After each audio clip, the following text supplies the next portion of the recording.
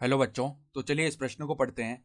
बिंदु 3, 4, -1 से होकर जाने वाले तथा समतल आर सदिश dot 2i cap -3j cap +5k कैप+7 बराबर 0 के समांतर समतल का समीकरण ज्ञात कीजिए।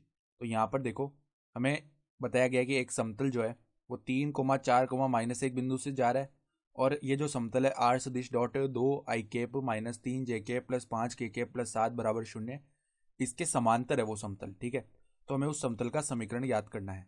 तो प्रश्न में आगे बढ़ने से पहले इस प्रश्न से संबंधित जो मुख्य अवधारणा है उसकी हम चर्चा कर लेते हैं। तो देखो, मुख्य अवधारणा क्या हो जाएगी? बिंदु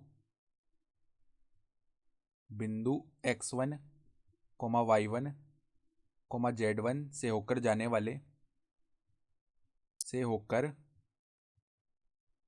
वाले वह a, b, c अभिलंब के समतल का समीकरण, दिक् अनुपात वाले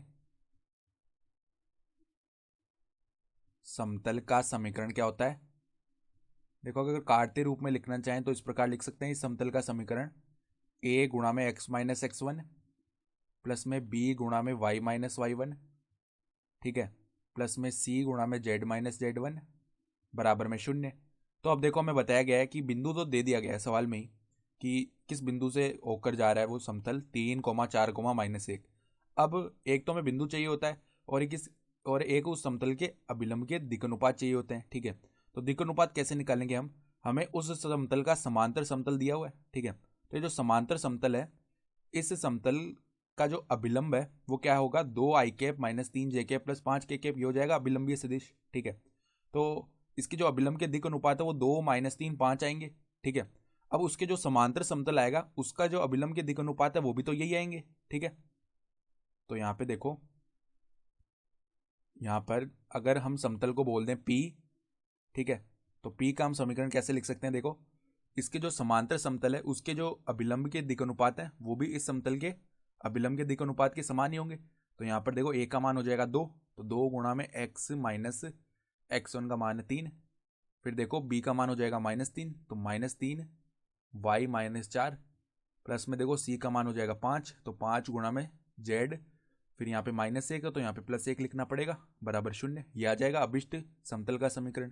तो देखो, 2x-6 ये बन जाएगा, फिर -3y +12 यहाँ पे ये बन गया, प्लस में 5z प्लस में 5 बराबर में 0। ठीक है, तो ये p का समीकरण आएगा। यानी कि देखो, 2x-3y +5z, और देखो -6 +12, ये प्लस का 6 हो जाएगा, और 6 + 5 क्या हो जाएगा? 11, तो प्लस में 11 बराबर में 0।